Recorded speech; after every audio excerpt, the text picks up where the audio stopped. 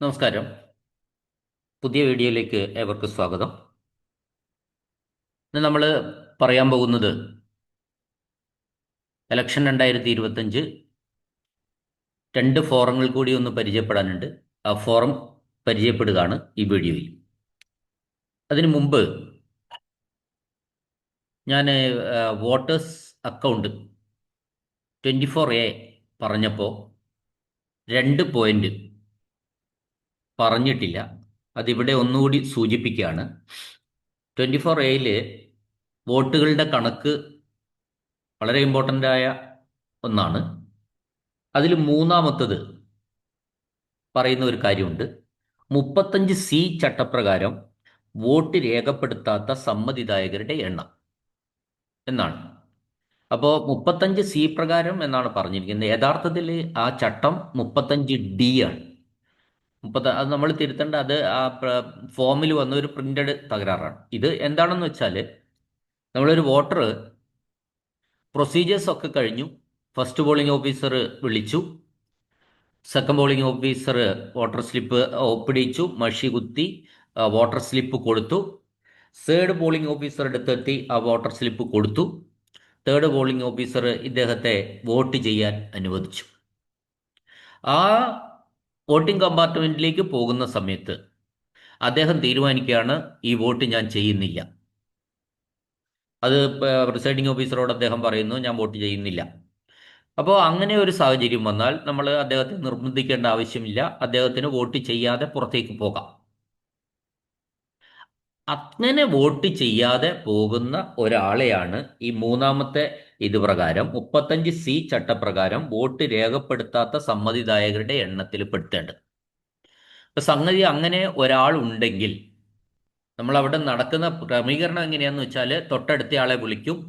ആ വോട്ട് അയാൾക്ക് voting compartment ready ആയിരിക്കുകയാണല്ലോ, ബാലറ്റിൽ അമർത്തിയതിന് ശേഷം അത് റെഡി ആയിട്ടിരിക്കുകയാണ്. അപ്പോൾ അടുത്തയാളെ വിളിച്ച് ആ വോട്ട് അടുത്തയാൾക്ക് ചെയ്യുകയാണ് അവിടുത്തെ നടപടിക്രമം.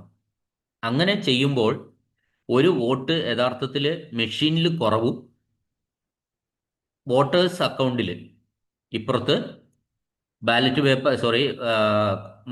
ബാലറ്റ് മാർക്കഡ് കോപ്പിയിലും വോട്ടർ രജിസ്റ്ററിലും ഒരു വോട്ട് കൂടുതലും ഉണ്ടാവും. അപ്പോൾ അവിടെ ഈ കോളത്തിൽ 1 എന്ന് കാണിച്ചാൽ മാത്രമേ വോട്ടർ അക്കൗണ്ട് അത് ടാലി ആവുള്ളൂ. അത് ശ്രദ്ധിക്കുക. അപ്പോൾ വോട്ടർ അക്കൗണ്ടിലെ 24Aയിലെ മൂന്നാമത്തെ പോയിന്റ് എന്ന് പറയുന്നത് 35C ചട്ടപ്രകാരം വോട്ട് രേഖപ്പെടുത്താത്ത സമ്മതിദായകരുടെ എണ്ണം എന്ന് പറയുന്നത്, അദ്ദേഹം വോട്ട് ചെയ്യാൻ വിസമ്മതിക്കുന്ന ഒരാൾ എല്ലാ നടപടിക്രമങ്ങളും കഴിഞ്ഞതിന് ശേഷം, തുടക്കത്തിൽ ഫസ്റ്റിന്റെ അടുത്തെത്തുമ്പോൾ തന്നെ ഞാൻ വോട്ട് ചെയ്യുന്നില്ലെന്ന് പറഞ്ഞാൽ ഇതൊന്നും പ്രശ്നമല്ല. എന്നാൽ ഫസ്റ്റിന്റെ അടുത്തെത്തി അദ്ദേഹത്തിന്റെ ക്രമനമ്പറും പേരും വിളിച്ചു. സെക്കൻഡ് വോട്ടേഴ്സ് രജിസ്റ്ററിൽ ക്രമനമ്പറും പേരും എഴുതി അദ്ദേഹം വോട്ടേഴ്സ് രജിസ്റ്ററിൽ ഒപ്പിട്ടു.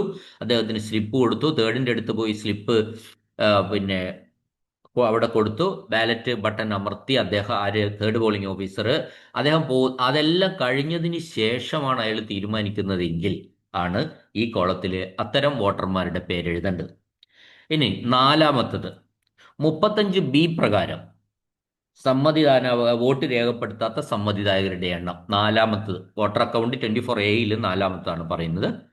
അവിടെ ഇത് തന്നെയാണ് സംഗതി, പക്ഷെ ചെറിയ മാറ്റമുണ്ട്. ഈ വോട്ടറുടെ പെരുമാറ്റത്തിൽ ചെറിയ മാറ്റം വരുമ്പോൾ വോട്ടർ വന്നു, ഫസ്റ്റ് പോളിംഗ് ഓഫീസർ ക്രമനമ്പറും പേരും വിളിച്ചു. സെക്കൻഡ് പോളിംഗ് ഓഫീസർ അദ്ദേഹത്തെ വോട്ടർ ലിസ്റ്റിൽ ക്രമനമ്പർ എഴുതി അദ്ദേഹത്തെ കൊണ്ട് ഒപ്പിടിച്ചു, വോട്ടർ സ്ലിപ്പ് കൊടുത്തു. തേർഡ് പോളിംഗ് ഓഫീസർ എടുത്ത് വോട്ടർ സ്ലിപ്പ് കൊടുത്ത് ബാലറ്റ് ബട്ടൺ അമർത്തി വോട്ട് ചെയ്യുക. അപ്പോൾ അദ്ദേഹം ഈ ഒരു മോശമല്ലാത്ത പ്രവർത്തനം, ഇപ്പോൾ ഭരണഘടനയെ അവഹേളിക്കുക, അത്തരത്തിൽ ഇതിൻ്റെ എലക്ഷൻ പ്രൊസീജിയറിൻ്റെ നടപടിക്രമങ്ങളിൽ അല്ലെങ്കിൽ ഈ എലക്ഷൻ്റെ സീക്രസി തകരാർ ചെയ്യുക, എലക്ഷനെ വിമർശിക്കുക, അങ്ങനെയുള്ള ഒരു പ്രക്രിയകൾ ആ ബൂത്തിൽ അയാൾ നടത്തിയാൽ അയാളെ പ്രിസൈഡിംഗ് ഓഫീസർ വോട്ട് ചെയ്യാൻ അനുവദിക്കാൻ പാടില്ല.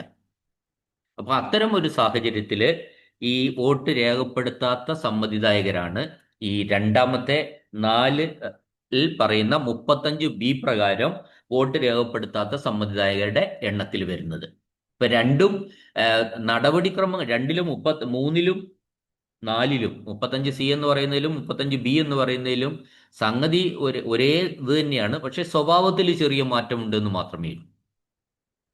അപ്പോൾ അത്തരത്തിൽ വോട്ട് രേഖപ്പെടുത്താത്തവരെ ഈ രീതിയിൽ ചെയ്തവരുണ്ടെങ്കിൽ അവരുടെ കണക്ക് കൂടി അവിടെ വരുമ്പോൾ മാത്രമേ ഇവിടെ കുറവും അവിടെ കൂടുതലും എന്നുള്ള, അല്ല, അവിടെ കുറവും ഇവിടെ കൂടുതലും എന്നുള്ള ഒരു സ്ഥിതിവിശേഷം ഒഴിവാക്കാൻ വേണ്ടി, അത് ഒഴിവാക്കലല്ല, അത് ടാലി ചെയ്തു പോവുള്ളൂ. അപ്പോൾ ആ കണക്കിൽ കാണിക്കുമ്പോൾ അത് ടാലിയാണ്. ഓക്കെ, അത് മനസ്സിലായി എന്ന് വിചാരിക്കുന്നു. അടുത്തത് നമുക്ക് ഇന്ന് ഇപ്പോൾ ഇതിൽ പറയുന്നത് പ്രിസൈഡിംഗ് ഓഫീസേഴ്സ് ഡയറിയാണ്. വളരെ ഇമ്പോർട്ടൻ്റ് ആയിട്ടുള്ള ഒരു പിന്നെ ഫോമാണ് ഈ ഡയറി എന്ന് പറയുമ്പോൾ. പ്രിസൈഡിംഗ് ഓഫീസേഴ്സ് ഡയറി എന്ന് പറയുമ്പോൾ നമ്മളുടെ സങ്കല്പത്തിൽ ഉള്ള ഒരു ഡയറി അല്ല ഇത്. ഇത് ഒരു ഡയറി എന്ന് പറയുന്നത് ഒരു ഫോറം മാത്രമാണ്. ഈ ഫോറത്തിൽ ആ ബൂത്തിൽ നടക്കുന്ന എല്ലാ സംഭവ വികാസങ്ങളും പേപ്പർ വർക്കുകളും ഉള്ള കാര്യങ്ങളൊക്കെ തന്നെ ഈ ഡയറിയിൽ വിശദമായിട്ട് ഉണ്ട്, അല്ലെങ്കിൽ വിശദമാക്കേണ്ടതായിട്ടുണ്ട്. അപ്പോൾ അതുകൊണ്ട് തന്നെ ഇത് ഒരു ആ ബൂത്തിൻ്റെ ആ മണ്ഡലത്തിലെ ഏതെങ്കിലും സ്ഥാനാർത്ഥികൾ തമ്മിൽ കേസൊക്കെ വരുന്ന സമയത്ത് ഉണ്ടാവുകയാണെങ്കിൽ കോടതിയിൽ ഹാജരാക്കേണ്ട വളരെ പ്രധാനപ്പെട്ട ഒരു രേഖയാണ്. അവിടെ എന്തൊക്കെ നടന്നു, എങ്ങനെയൊക്കെയായിരുന്നു അവിടെ എന്നൊക്കെ പറയുന്ന കൃത്യമായ പ്രിസൈഡിംഗ് ഓഫീസർ ഒപ്പിട്ട രേഖയാണ് പ്രിസൈഡിംഗ് ഓഫീസേഴ്സ് ഡയറി. അതുകൊണ്ട് തന്നെ ഈ പ്രിസൈഡിംഗ് ഓഫീസേഴ്സ് ഡയറി തയ്യാറാക്കുമ്പോൾ പ്രിസൈഡിംഗ് ഓഫീസർ വളരെ ജാഗ്രത കാണിക്കണം. ഒരു ഇമ്പോർട്ടൻ്റ് ഡോക്യുമെൻ്റ് ആണ് ഈ പ്രിസൈഡിംഗ് ഓഫീസേഴ്സ് ഡയറി. നമുക്ക് നേരെ ഡയറിയിലേക്ക് പോകാം. നോക്കാം, നിങ്ങൾ ഇവിടെ ഈ ഫോറത്തിൽ ഇങ്ങനെയാണ് കാണുന്നത്. അപ്പോൾ name of LSA, name of ward, number of ward, name of ward എന്നൊക്കെ കാണുന്നുണ്ട്. അപ്പോൾ ഇവിടെ 3 വോട്ടുള്ളിടത്താണെങ്കിൽ ഇങ്ങനെ നിങ്ങൾ വരച്ചിട്ട് ഇങ്ങനെ ഒന്ന് എഴുതണം. കണ്ടല്ലോ, ഗ്രാമപഞ്ചായത്ത്, ബ്ലോക്ക് പഞ്ചായത്ത്, ഡിസ്ട്രിക്ട് പഞ്ചായത്ത്. അതേസമയം മുനിസിപ്പാലിറ്റിയും കോർപ്പറേഷനിലും ഒരെണ്ണം മാത്രമുള്ളിടത്താണെങ്കിൽ ഇത് എഴുതേണ്ട ആവശ്യമില്ല. നോക്കുക, അപ്പോൾ ഗ്രാമപഞ്ചായത്ത് നെയിം ഓഫ് LSA ഗ്രാമപഞ്ചായത്ത് ആണെങ്കിൽ ഗ്രാമപഞ്ചായത്തിൻ്റെ LSAയുടെ പേരെന്താണ്, ബ്ലോക്ക് പഞ്ചായത്ത് ആണെങ്കിൽ ബ്ലോക്ക് പഞ്ചായത്തിൻ്റെ ഈ നമ്മുടെ വാർഡിൻ്റെ അതിൻ്റെ പേരെന്താണ്, ഡിസ്ട്രിക്ട് പഞ്ചായത്ത് ആണെങ്കിൽ ഇപ്പോൾ ഞാൻ പറയുകയാണെങ്കിൽ കണ്ണൂർ ജില്ലയിലെ ഒരു ഇതാണെങ്കിൽ എന്ന് പറയുകയാണെങ്കിൽ ഞാനുള്ള കണ്ണൂർ ജില്ല തന്നെ എക്സാമ്പിൾ പറഞ്ഞാൽ ഇത് ഗ്രാമപഞ്ചായത്ത് എന്ന് പറയുന്നത് ഉളിക്കലാണ്, ബ്ലോക്ക് പഞ്ചായത്ത് എന്ന് പറയുന്നത് ഇരിക്കൂറാണ്, ഡിസ്ട്രിക്ട് പഞ്ചായത്ത് എന്ന് പറയുന്നത് കണ്ണൂർ. ഇത് എഴുതണം. നമ്പർ ഓഫ് വാർഡ്, ഈ വാർഡിൻ്റെ നമ്പറാണ് ചോദിക്കുന്നത്. നമ്മളെ കറസ്പോണ്ടിങ് വാർഡിൻ്റെ നമ്പറാണ് ഇവിടെ എഴുതേണ്ടത്. നെയിം ഓഫ് വാർഡ് അതും താഴെ എഴുതുക. അടുത്തത് രണ്ടാമത്തത് polling station number, name. Polling station number, polling സ്റ്റേഷൻ്റെ പേരും പോളിംഗ് സ്റ്റേഷൻ്റെ നമ്പറും എഴുതുക. മൂന്നാമത്തെ ഡേറ്റ് ഓഫ് പോളാണ്, അത് എഴുതുക. നാലാമത്തത് whether any polling officers recorded locally by presiding officer. അപ്പോൾ പ്രിസൈഡിംഗ് ഓഫീസർ പ്രാദേശികമായിട്ട് ആരെങ്കിലും നിയമിച്ചിട്ടുണ്ടോ, ഏതെങ്കിലും പോളിംഗ് ഓഫീസറെ നിയമിച്ചിട്ടുണ്ടോ എന്നാണ് ചോദ്യം.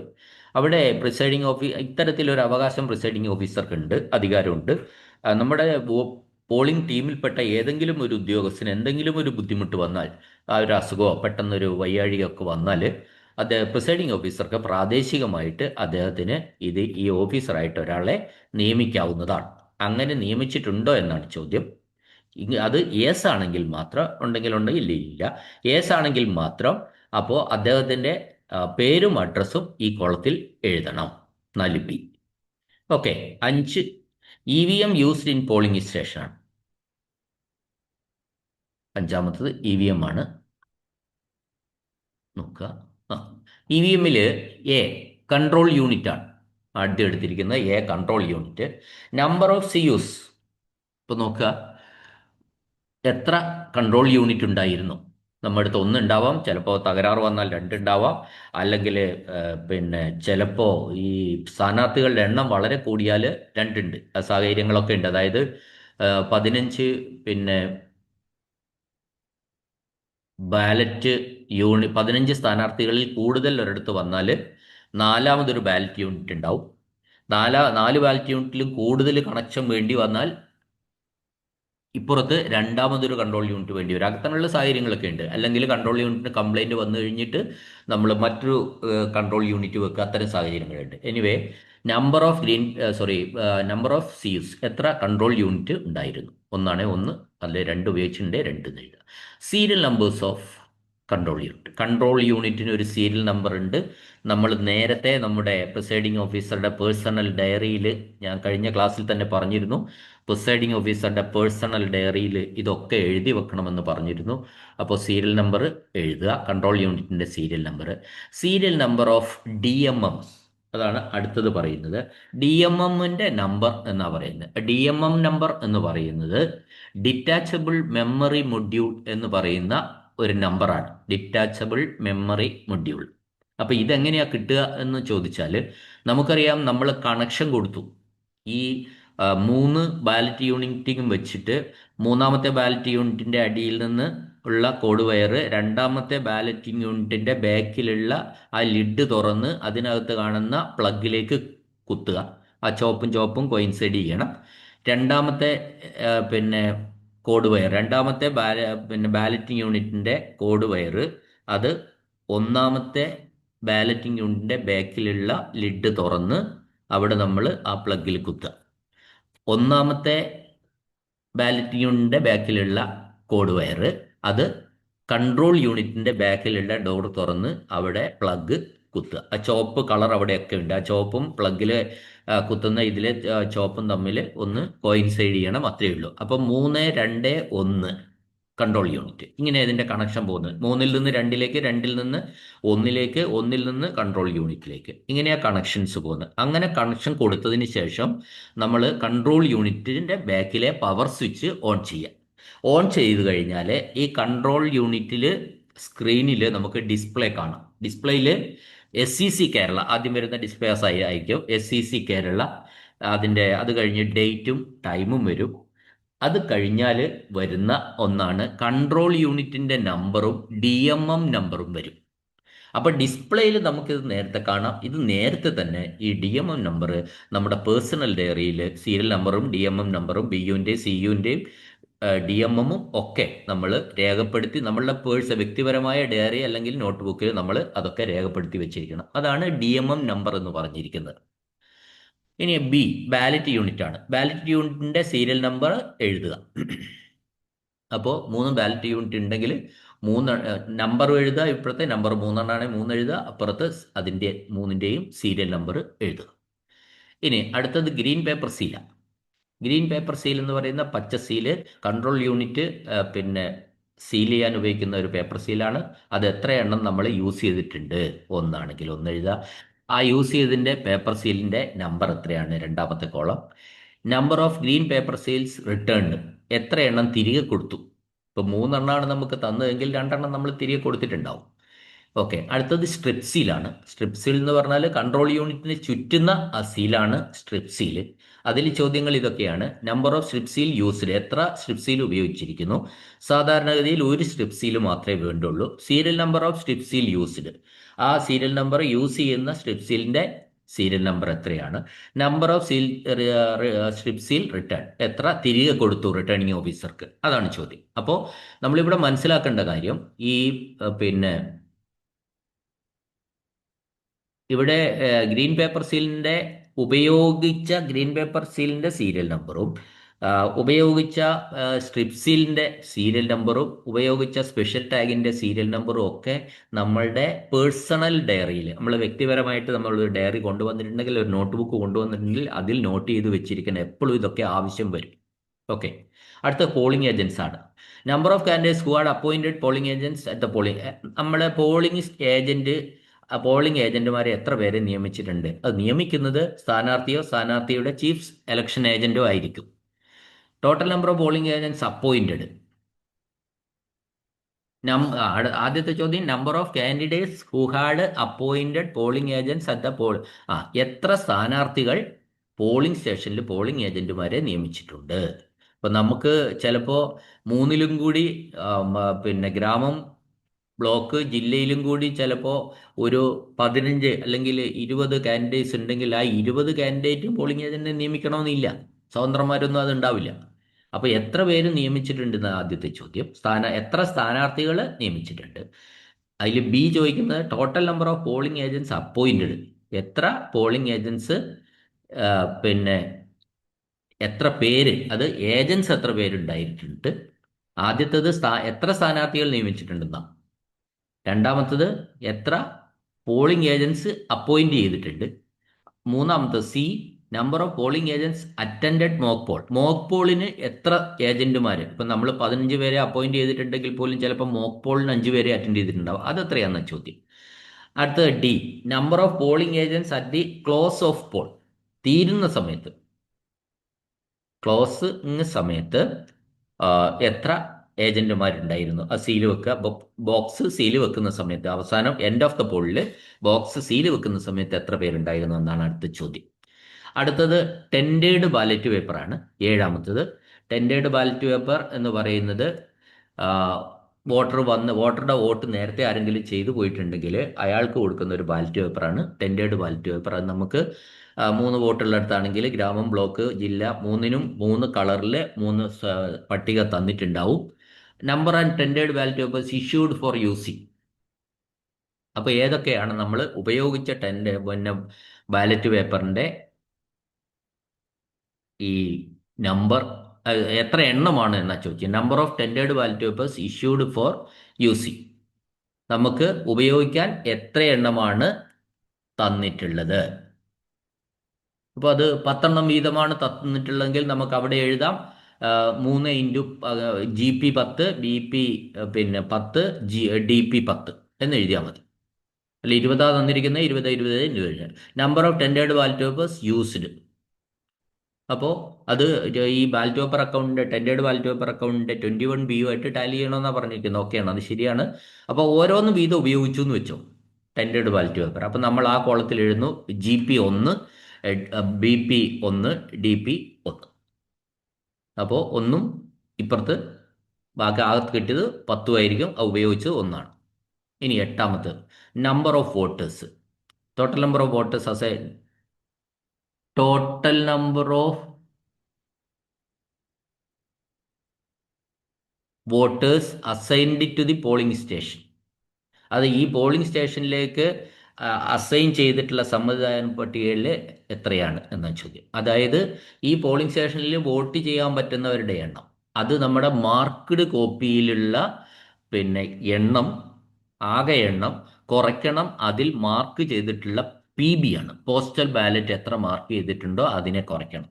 കാരണം എന്താന്ന് പറഞ്ഞാൽ പോസ്റ്റൽ ബാലറ്റ് ഈ അസൈൻഡ് ടു ദ പോളിംഗ് സ്റ്റേഷനിലേക്ക് വരുന്ന അതിൽ വരില്ല. കാരണം ഇയാൾ പോസ്റ്റൽ ബാലറ്റ് കൊടുത്ത ഒരാളെ സംബന്ധിച്ചിടത്തോളം അയാൾ അത് ഞാൻ വോട്ട് ചെയ്തില്ല, എനിക്ക് ഇവിടെ തന്നെ ചെയ്യണമെന്ന് പറഞ്ഞാൽ അയാളെ വോട്ട് ചെയ്യിക്കാൻ പറ്റില്ല. അപ്പോൾ അതുകൊണ്ട് ആ സമ്മതിദായകരുടെ എണ്ണത്തിൽ നിന്ന് പോസ്റ്റൽ ബാലറ്റ് കൊടുത്തവരുടെ എണ്ണം കുറയ്ക്കുന്നതാണ് ഈ കോളം എന്ന് പറയുന്നത്. അതിലെ ആ ബൂത്തിലേക്കുള്ള സമ്മതിദായകർ അത്രയും പേരാണ്. Okay. Number of voters who voted as per register of votes 21A പ്രകാരം എത്ര പേര് വോട്ട് ചെയ്തു. Male, female, transgender, total. അപ്പോൾ അവിടെയാണ് ടോട്ടൽ ആ രീതിയിൽ പറയുന്നത്.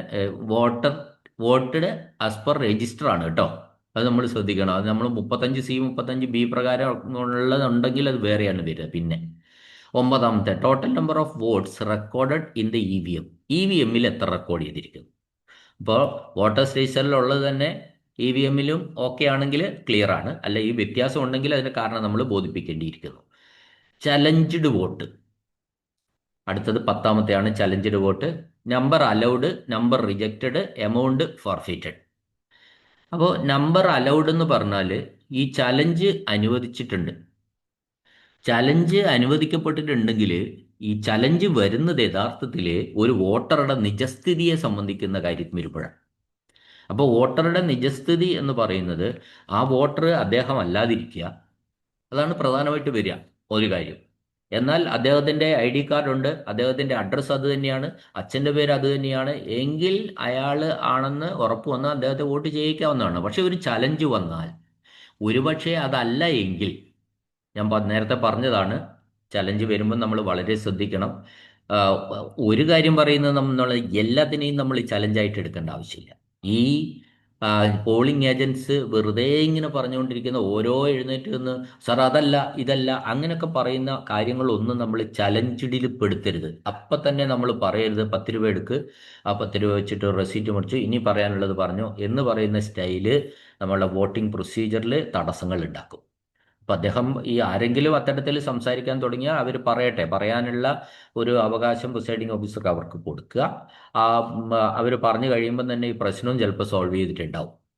അത് നമ്മൾ സോൾവ് ചെയ്യേണ്ട, ഈ ഏജന്റുമാർ തമ്മിൽ അവർ ഇന്നത്താണ്, അയാൾ ഉള്ളതാണ്, അയാൾ ആ സ്ഥലത്തെ ഇന്നയാളുടെ മകനാണ്, ആ രീതിയിലൊക്കെ പറഞ്ഞ പ്രശ്നങ്ങൾ തീരുകയാണ് ചെയ്യുക. അപ്പോൾ നമ്മൾ ഇനി ഈ വെറുതെ ഒരാൾ വന്ന് ഈ പൈസ മേടിച്ച് റെസീറ്റൊക്കെ വെച്ച് റിജക്റ്റ് ചെയ്താൽ ആ 10 രൂപ സർക്കാരിലേക്ക് കണ്ടുകെട്ടണം. ആ നടപടിക്രമങ്ങളൊക്കെ അവിടെയുണ്ട്. കഴിവതും ഇത്തരം ഇഷ്യൂസ് നമ്മളൊരു ചലഞ്ച് വോട്ട് റെക്കോർഡ് ചെയ്യുന്ന രീതിയിലേക്ക് പോകാതെ കാര്യങ്ങൾ പറഞ്ഞ് ഒന്നോ രണ്ടോ ഇപ്പൊ ഗ്രാമപഞ്ചായത്തിൻ്റെ ഇലക്ഷനൊക്കെ വരുന്ന സമയത്ത് കൂടുതൽ കൂടുതൽ സംസാരങ്ങൾ ഉണ്ടാവും. അപ്പോൾ അത് നമ്മൾ എല്ലാ സംസാരങ്ങൾക്കും ഇങ്ങനെ ചലഞ്ചഡ് എന്നുള്ള ഒരു രീതിയിലേക്ക് പോകണ്ട എന്നാണ് ഇത് എൻ്റെ വ്യക്തിപരമായിട്ട് അഭിപ്രായമാണ്. അപ്പോൾ നമ്പർ അലോ ചെയ്തിട്ടുണ്ടെങ്കിൽ, ഒരു ചലഞ്ച് അലോ ചെയ്താൽ അയാൾ ഒരു കള്ളവോട്ട് ചെയ്തിട്ടുണ്ടെങ്കിൽ അയാളുടെ ചലഞ്ച് അലോ ചെയ്യുക നമ്മൾ ചെയ്യുന്നത്. അപ്പോൾ ചിലപ്പോൾ ഇത് കള്ളവോട്ടും അയാൾ വന്നിട്ട് ഈ തർക്കം ഉണ്ടായാൽ ഇയാൾ അറിയാതെ ഈ ബൂത്തിൽ വന്ന് കയറിയതാവാം. ഒരുപക്ഷെ അയാളുടെ വോട്ട് തൊട്ടപ്പുറത്തെ ബൂത്തിൽ ഉണ്ടാവാം, അപ്പം ബൂത്ത് മാറിക്കയറിയതാവാം. അല്ലെങ്കിൽ അയാളുടെ വോട്ട് ക്രമ നമ്പർ മാറിപ്പോയതാവാം, ഈ ബൂത്തിൽ തന്നെ വേറൊരു സ്ഥലത്ത് ഉണ്ടാവാം. അപ്പം അത് നമ്മൾ കണ്ടുപിടിക്കണം. ഇപ്പോൾ സ്ലിപ്പ് കൊടുത്തടത്ത് ഇത് കൊടുത്താൽ അങ്ങനെയൊക്കെ വരാം ഇത്. അപ്പോൾ ഈ ചലഞ്ചഡിൻ്റെ കാര്യത്തിൽ വളരെ പെട്ടെന്ന് ഒരു തീരുമാനം നമ്മൾ എടുക്കാനും പറ്റില്ല എന്നുള്ളതാണ് യഥാർത്ഥത്തിൽ നമുക്ക് മനസ്സിലാക്കേണ്ട ഒരു കാര്യം. അത് മനസ്സിലായല്ലോ. നമ്പർ അലൗഡ്, ചലഞ്ച് അനുവദിച്ചിട്ടുണ്ടെങ്കിൽ അത് എത്ര, ചലഞ്ച് അനുവദിച്ചിട്ടുണ്ടെങ്കിൽ പൈസ തിരിച്ചു കൊടുക്കും. ചലഞ്ച് നമ്പർ റിജക്റ്റഡ്, എത്ര വർത്താനം പറഞ്ഞ് റിജക്റ്റ് ചെയ്തിട്ടുണ്ടെങ്കിൽ ഇപ്പോൾ 10 പേരെ റിജക്റ്റ് ചെയ്തു, റെക്കോർഡ് നമ്മൾ ചെയ്തതിന് ശേഷം 10 റിജക്ഷൻ എന്ന് നമ്മൾ എഴുതിയാൽ 100 രൂപ തിരിച്ചടയ്ക്കണം നമ്മൾ. ഓക്കെ, അതാണ് അതിനെ സംബന്ധിച്ച് പറയാനുള്ളത്. 9-ാമത്തെയാണ് ഞാൻ പറഞ്ഞത്. അടുത്തത് 10-ാമത്തെ കോളം ചലഞ്ചഡ് വോട്ട്സ് ആണ്. സോറി, അതാണിപ്പോൾ ചലഞ്ചഡ് വോട്ട്സ് ആണ് നമ്മളിപ്പോൾ പറഞ്ഞത്. 11, number of voters who voted with help of companions. അത് തീർച്ചയായിട്ടും എല്ലാ ബൂത്തുകളിലും ഉണ്ടാവുന്നതാണ്. അപ്പോൾ കമ്പാനിയൻ സഹായത്താൽ വോട്ട് ചെയ്തവർ എത്ര പേരാണ്. അടുത്ത 12, ഡിക്ലറേഷൻ അബൌട്ട് ഏജ്, വയസ്സ്, പ്രായത്തെ സംബന്ധിക്കുന്ന സത്യപ്രസ്താവന തന്നത് എത്ര പേര് തന്നു. B, refuse to give such declaration, അത് തരാൻ നിരസിച്ചവർ എത്ര പേരാണ്. 13-ാമത്തെ column adjournment of poll, whether it was necessary to adjourn to poll, yes or no. Adjourn എന്ന് പറഞ്ഞാൽ നിർത്തിവെക്കൽ, മാറ്റിവെക്കൽ, ബ്രേക്ക് ആവൽ എന്നൊക്കെ അർത്ഥമാണ്. അവിടെ അത്തരത്തിൽ എന്തെങ്കിലും നിർത്തിവെക്കൽ, ഏതെങ്കിലും കാരണവശാൽ നിർത്തിവെക്കൽ ഉണ്ടായിട്ടുണ്ടോ പോളിംഗ് ബൂത്തിൽ എലക്ഷൻ എന്നാണ് ചോദ്യം. അപ്പോൾ അവിടെ യെസ് ഓർ നോ എന്ന് നമ്മൾ എഴുതിയാൽ മതി. യെസ് ആണെന്ന് എഴുതെങ്കിൽ ഈ ഫേസ് റീസൺ ഫോർ സച്ച് അഡ്ജൺമെന്റ്. അപ്പോൾ അത്തരം കാര്യങ്ങൾ നടന്നതിൻ്റെ കാരണം നമ്മൾ അവിടെ എഴുതണം. 14A, number of slips used at RPM. 6 മണിക്കാണ് ഇലക്ഷൻ നോർമലി അവസാനിക്കുന്നത്. 6 മണിക്ക് ക്യൂവിൽ ആളുണ്ടെങ്കിൽ അവർക്ക് പിന്നെ സ്ലിപ്പ് കൊടുക്കണമെന്നാണ്, പുറകിൽ നിന്ന് ഒന്ന് വെച്ചിട്ടാണ് സ്ലിപ്പ് കൊടുക്കേണ്ടത്. അങ്ങനെ എത്ര പേർക്ക് സ്ലിപ്പ് കൊടുത്തു എന്നാണ് ചോദ്യം. എണ്ണമാണ് എഴുതേണ്ടത്, സ്ലിപ്പ് കൊടുത്ത ആൾക്കാരുടെ എണ്ണം. ടൈം ഓഫ് പോളിൻ്റെ പോളിംഗ് സമയം എപ്പോൾ അവസാനിച്ചു. നമ്മുടെ ബൂത്തിൽ എപ്പോൾ അവസാനിച്ചു എന്നാണ് എഴുതേണ്ടത്. 6 മണിയല്ല അവസാനിച്ചിട്ടുണ്ടാവുക, ചിലപ്പോൾ 6:20 6:20 PM. PM AM കാണിക്കുക. 15-ാമത്തെ number of votes cast, cumulative number of voters to be entered. ഓരോ മണിക്കൂർ ഇടവിട്ട് നമ്മൾ ഇത് എഴുതുന്നു. അത് ആണും പെണ്ണും കൂടി കൂട്ടിയിട്ട് എഴുതിയാൽ മതി. സ്ത്രീ പുരുഷ വ്യത്യാസം സെപ്പറേറ്റ് ചെയ്ത് അതിൽ കാണിക്കേണ്ടതില്ല, ഒരുമിച്ച് എഴുതിയാൽ മതി. അടുത്തത് 16 ഇലക്ട്രൽ ഒഫൻസുകളാണ്. അപ്പോൾ യെസ് ഓർ നോ നമ്മൾ എഴുതുക. പിന്നെ canvassing within the prohibited limits of A polling station. Polling സ്റ്റേഷൻ്റെ പരിധി, പറഞ്ഞിട്ടുള്ള പരിധി 100 മീറ്റർ 200 മീറ്റർ പരിധിയിൽ നമ്മൾ ആരെങ്കിലും ക്യാൻവാസിങ് നടത്തിയിട്ടുണ്ടോ, അതാണ് അവിടെ യെസ് ഓർ നോ എഴുതുക. ഇമ്പേഴ്സണേഷൻ ഓഫ് വോട്ടേഴ്സ്, ഇമ്പേഴ്സണേഷൻ എന്ന് പറഞ്ഞാൽ ആൾമാറാട്ടം നടത്തിയിട്ടുണ്ടോ, അവിടെ വോട്ടർ ആൾമാറാട്ടം ഉണ്ടായിട്ടുണ്ടോ, അത് ഉണ്ടെങ്കിൽ യെസ് ഓർ നോ എഴുതുക. 3-ാമത്തെ fraudulent defacing, destroying or removal of a list or notice or other document at a polling station. അപ്പോൾ ഫ്രോഡുലന്റ് എന്ന് പറയുന്നത് ശരിക്കും ഒരു വഞ്ചന ടൈപ്പ്. ഡിഫേസിങ് എന്ന് പറഞ്ഞാൽ വികൃതമാക്കൽ, ഡിസ്ട്രോയിങ് എന്ന് പറഞ്ഞാൽ നശിപ്പിക്കൽ, റിമൂവൽ എന്ന് പറഞ്ഞാൽ എടുത്തു മാറ്റൽ. A list or notice, polling സ്റ്റേഷനിലുള്ള ലിസ്റ്റോ നമ്മൾ ഒട്ടിച്ച നോട്ടീസോ അത്തരം മറ്റെന്തെങ്കിലും പോളിംഗ് സാമഗ്രികൾ നശിപ്പിക്കുകയോ എടുത്തു മാറ്റുകയോ എന്തെങ്കിലും ചെയ്തിട്ടുണ്ടോ എന്നാണ് യെസ് ഓർ നോ എഴുതുക. ബ്രൈബിംഗ് ഓഫ് വോട്ടേഴ്സ് ആണ് അടുത്തത്. ബ്രൈബിംഗ് എന്ന് പറഞ്ഞാൽ കൈക്കൂലി കൊടുക്കുന്നതിനാണ് ബ്രൈബിംഗ് എന്ന് പറയുന്നത്. അങ്ങനെ ആർക്കെങ്കിലും കൈക്കൂലി കൊടുത്ത് വോട്ട് മേടിക്കാൻ വേണ്ടി അവിടെ ശ്രമിച്ചിട്ടുണ്ടോ, നടന്നിട്ടുണ്ടോ എന്നാണ് ചോദ്യം. അടുത്തത് intimidation of voters and other persons. Intimidation എന്ന് പറയുന്നത് ഭീഷണിപ്പെടുത്തുക എന്ന അതിൻ്റെ അർത്ഥം. അപ്പോൾ അത്തരത്തിലുള്ള ഏതെങ്കിലും വോട്ടർമാരെ ഭീഷണിപ്പെടുത്തുന്ന ഒരവസ്ഥ നിങ്ങളുടെ അധികാര പരിധിയിൽ ഉണ്ടായിട്ടുണ്ടോ എന്നാണ്, നിങ്ങളുടെ അറിവിൽ. അത് യെസ് ഓർ നോ എഴുതുക. 17, whether the poll interrupted or obstructed to any of the following reason. താഴെ പറയുന്ന ഏതെങ്കിലും കാരണത്താൽ പോൾ തടസ്സപ്പെട്ടിട്ടുണ്ടോ? Yes or no. കാരണം താഴെ പറയുന്നുണ്ട്. റൈറ്റ് എന്ന് പറഞ്ഞാൽ ഒരു പിന്നെ കലാപത്തിനാണ് റൈറ്റ് എന്ന് പറയുന്നത്. ഓപ്പൺ വയലൻസ്, തുറന്ന ആക്രമണം. നാച്ചുറൽ കലാമിറ്റി, പ്രകൃതി ദുരന്തങ്ങൾ. Malfunctioning of EVM, electron voting machine കൃത്യമായി ഫങ്ഷൻ ചെയ്യാതിരിക്കൽ, അതിൻ്റെ കേട് വന്നതുകൊണ്ട്. ഇനി അതർ കോസ്, ഏതെങ്കിലും മറ്റു കാരണം. ഇതിൽ ഏതാണോ നമുക്ക് ബാധകമായ അതെന്തെങ്കിലും ഉണ്ടെങ്കിൽ അവിടെ എഴുതുക. 18, whether the poll was vitiated by any CU or BU used the polling station having been unlawfully taken out of the custody of the presiding officer. Presiding ഓഫീസറുടെ കസ്റ്റഡിയിൽ നിന്ന് ഇത്തരത്തിൽ എന്തെങ്കിലും സാധനം CU ഓർ കൺട്രോൾ യൂണിറ്റോ BO പുറത്തേക്ക് കൊണ്ടുപോകേണ്ട സാഹചര്യം വന്നിട്ടുണ്ടോ? യെസ് ഓർ നോ എഴുതുക. If yes, accidentally or intentionally lost or destroyed, damaged, tampered with. അങ്ങനെയെങ്കിൽ അത് ബോധപൂർവം ഇത് ഒരു മെറ്റീരിയൽ എടുത്തു പോയതാണോ, അല്ല ലോസ്റ്റ് ഓർ നശിപ്പിക്കുകയോ നഷ്ടപ്പെടുകയോ ചെയ്തതാണോ ബോധപൂർവം. രണ്ടാമത്തെ ഡാമേജ്ഡ് ഓർ ടാമ്പേർഡ് വിത്ത് എന്ന് പറഞ്ഞു. അല്ലെങ്കിൽ നശിച്ചു പോവുകയോ, ടാമ്പേർഡ് വിത്ത് എന്ന് പറഞ്ഞാൽ കയ്യേറ്റം ചെയ്യുക, അത്തരത്തിലുള്ള സംഭവങ്ങൾ ഉണ്ടാവുകയോ ചെയ്താണോ. ഇത്തരം എന്തെങ്കിലും സംഭവങ്ങൾ ഉണ്ടെങ്കിൽ അതവിടെ എഴുതുക. സാധാരണഗതിയിൽ കേരളത്തിൽ ഇത്തരം സംഭവങ്ങളൊന്നും ഉണ്ടാവാറില്ല. 18, കേരളത്തെ സംബന്ധിച്ചിടത്തോളം അങ്ങനെ ഒരു സംഭവം ഉണ്ടാവാറേ ഇല്ല. 19, whether any serious complaints made by the candidates if yes furnish details. ഏതെങ്കിലും കാൻഡിഡേറ്റ് ആണ്, സ്ഥാനാർത്ഥി ഏതെങ്കിലും സീരിയസ് കംപ്ലൈൻറ്റ് പറഞ്ഞിട്ടുണ്ടോ, ഉണ്ടെങ്കിൽ അതിൻ്റെ വിശദാംശം എഴുതുക. 19. 20, number of cases of breach of law and order. Law and order breach എന്ന് പറഞ്ഞാൽ ലംഘനമാണ്. ലോ ആൻഡ് ഓർഡറിൻ്റെ ലംഘനം നടന്നിട്ടുണ്ടെങ്കിൽ അത്തരം എത്ര കേസുകളുണ്ട്? ഒരു കേസാണ് 1, 2 കേസാണ് 2, അത് എഴുതുക. 21, whether the declaration have been made before the commencement of the poll and if necessary during the course of poll when I knew. അത് യെസ് ഓർ നോ എന്ന് എഴുതിയാൽ മതി. അവിടെ ചോദ്യം ഇതാണ്, നിങ്ങൾ വോട്ടെടുപ്പ് നടക്കുന്നതിന് മുമ്പ് ഡിക്ലറേഷൻ ചെയ്തിട്ടുണ്ടോ? വോട്ടെടുപ്പിന് ഇടയിൽ കൺട്രോൾ യൂണിറ്റ് മാറ്റേണ്ട സാഹചര്യം വന്നാൽ അന്നേരം ഡിക്ലറേഷൻ നടത്തിയിട്ടുണ്ടോ? അപ്പോൾ declaration before commencement of the poll ചെയ്തിട്ടുണ്ടോ എന്നാണ് ചോദ്യം. യെസ് നമ്മൾ അവിടെ എഴുതുക. 22, report of mistakes and irregularities committed if any at the polling station. Polling സ്റ്റേഷനിൽ നടന്ന ഇറഗുലാരിറ്റീസും അല്ലെങ്കിൽ എന്തെങ്കിലും മിസ്റ്റേക്കുകളും നടന്നിട്ടുണ്ടെങ്കിൽ അത് യെസ് ഓർ നോ എഴുതുക. അതിൻ്റെ താഴെ എന്താണ് അത് ഡീറ്റെയിൽസും എഴുതുക. അത് നമ്മൾ ഇറഗുലാരിറ്റീസ് ഒന്നും നമ്മൾ നടത്തുകയില്ല, മിസ്റ്റേക്കും നമ്മൾ വരുത്തില്ല. അതുകൊണ്ട് അവിടെ നമുക്ക് ധൈര്യമായിട്ട് നോ എഴുതാം. എൻ്റെ കോൺഫിഡൻസ് പറഞ്ഞതേ ഉള്ളൂ. താഴെ place and date, presiding officer. ഇനി ഒരു ഫോറം കൂടിയാണ് നമുക്ക് പരിചയപ്പെടുത്താനുള്ളത്. ആ ഫോറം എന്ന് പറയുന്നത് ഡിക്ലറേഷൻ എബൌട്ട് ഏജ് ആണ്. വയസ്സ് സംബന്ധിച്ച സമ്മതിദാനം നടത്തുന്ന പ്രഖ്യാപനമാണ്. അപ്പോൾ ആ ഫോറം പൂരിപ്പിക്കാൻ അതിൽ കൃത്യമായിട്ടൊന്നും പറയേണ്ട ആവശ്യമില്ല. ഇന്ന ജനുവരി 1 യോഗ്യതാ തീയതാക്കി കണക്കാക്കി നിയോജക മണ്ഡലത്തിലെ വാർഡിലെ സമിതിയിൽപ്പെട്ട തയ്യാറാക്കിയപ്പോൾ പുതുക്കിയപ്പോൾ എനിക്ക് 18 വയസ്സ്. ഇതൊന്നും ഇപ്പോഴത്തെ കാലത്ത് പ്രസക്തമല്ല. കാരണം വയസ്സ് ഇപ്പോൾ വെറുതെ പോകുന്ന ഒരാളോട് വയസ്സ് തെളിയിക്കണമെന്ന് പറയാനുള്ള അധികാരം ഏജന്റിനോ പ്രിസൈഡിംഗ് ഓഫീസർക്കോ ഇല്ല. എന്നാൽ സ്വാഭാവികമായിട്ട് മുൻകാലങ്ങളിലുള്ള ഒരു കാര്യമാണിത്. അതായത് സ്വാഭാവികമായിട്ട് പണ്ട് കാലത്ത് ഈ ഡേറ്റ് ഓഫ് ബർത്തിൻ്റെ പ്രൂഫോ ഒന്നും ഇല്ലാത്ത കാലത്ത് 16 വയസ്സായും 17 വയസ്സായും ഒക്കെ ആൾക്കാർ ചേർത്തിരുന്നു. അപ്പോൾ പിന്നെ ഇന്നിപ്പോൾ ഡേറ്റ് ഓഫ് ബർത്തിൻ്റെ കൃത്യമായ ജനനത്തീയതിയും കാര്യങ്ങളൊക്കെ വെച്ചാണ് നമ്മൾ വോട്ട് ചേർക്കുന്നത്. അപ്പം അതുകൊണ്ട് ഈ ഒരു സാധ്യത ഇല്ല എന്നാണ് എൻ്റെ അഭിപ്രായം. എന്നാലും അങ്ങനെ ഒന്ന് തോന്നി ഒരു ഡിക്ലറേഷൻ അത്തരത്തിൽ വാങ്ങി വെക്കേണ്ടി വന്നാൽ അതിൻ്റെ ഫോർമാറ്റ് നിങ്ങളെ ഒന്ന് പരിചയപ്പെടുത്തിയതാണ് ഞാൻ ചെയ്തത്. ഇതിൽ പിന്നെ സംശയമുള്ള ഒന്നുമില്ല. അതുകൊണ്ട് ഞാൻ ഓരോ വരിയും വായിക്കുന്നില്ല.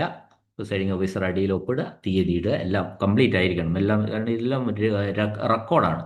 അപ്പോൾ ഡേറ്റും സ്റ്റേഷൻ തീയതി എല്ലാം ഉണ്ടായിരിക്കണം. അപ്പോൾ എല്ലാ ഫോറങ്ങളും നമുക്ക് ആവശ്യമുള്ള ഒരു ബൂത്തിലേക്ക് ആവശ്യമുള്ള എല്ലാ ഫോറങ്ങളും ഞാൻ നിങ്ങളെ പരിചയപ്പെടുത്തി കഴിഞ്ഞു. എല്ലാ ഫോറങ്ങളും പൂരിപ്പിക്കേണ്ട വിധവും ഞാൻ പറഞ്ഞു കഴിഞ്ഞു തന്നു. ഈ ഫോറങ്ങളിൽ പ്രിസൈഡിംഗ് ഓഫീസേഴ്സ് ഡയറിയൊക്കെ ഒരുപാട് കാര്യങ്ങൾ നേരത്തെ തന്നെ വോട്ടിംഗ് നടക്കുന്ന സമയത്ത് തന്നെ എഴുതി വെക്കാം. ചെയ്യാൻ കഴിയുന്ന കാര്യങ്ങളൊക്കെ വോട്ടിങ്ങിൻ്റെ സമയത്ത് തന്നെ പ്രിസൈഡിംഗ് ഓഫീസർ ഓരോ കവറിൽ നിന്ന് എടുത്ത് ചെയ്യുക. ഈ കവറിൽ നിന്ന് മുഴുവൻ സാധനവും വലിച്ചിറക്കിയിട്ട് പിന്നെ പേപ്പറുകൾ മുഴുവൻ മേശപ്പുറത്ത് നിരത്തിയിട്ടാൽ വൈകുന്നേരം വളരെ ബുദ്ധിമുട്ടും, അങ്ങനെ തിരിച്ച് ആകെ ഒരു ഹറിബറിയിലേക്ക് പോകും. അതുണ്ടാവരുത്. ഒരു കവറിൽ നിന്ന് ഏതെങ്കിലും ഒരു ഫോറം എടുത്ത് എഴുതി, ഇപ്പോൾ പേപ്പർ സീൽ അക്കൗണ്ട് നമുക്ക് നേരത്തെ ക്ലോസ് ചെയ്യാം. പോളിംഗ് ഏജന്റിന്റെ നിയമനം എന്ന് പറയുന്ന ഫയൽ നേരത്തെ ക്ലോസ് ചെയ്യാം. ആ കവറെല്ലാം നേരത്തെ റെഡിയാക്കി കഴിയാം. അതിന് പിന്നീട് ഒന്നും വരാനില്ല അതിൽ. അപ്പോൾ ആ രീതിയിൽ കവറിൽ നിന്ന് പേപ്പർ എടുത്താൽ നമ്മളെല്ലാം സെറ്റ് ചെയ്ത് വെച്ചിരിക്കുകയാണ്. ആ കവറിലേക്ക് തന്നെ വെച്ച് എപ്പോഴും ഒരു നീറ്റ് ആക്കി കൊണ്ടുപോകാൻ വേണ്ടി പ്രിസൈഡിംഗ് ഓഫീസർമാർ ശ്രദ്ധിക്കണം. വീഡിയോ നിങ്ങൾക്ക് ആയിട്ടുണ്ടാവുമെന്ന് ഞാൻ വിശ്വസിക്കുകയാണ്. എന്നെ കേട്ട എല്ലാവർക്കും നന്ദി, നമസ്കാരം.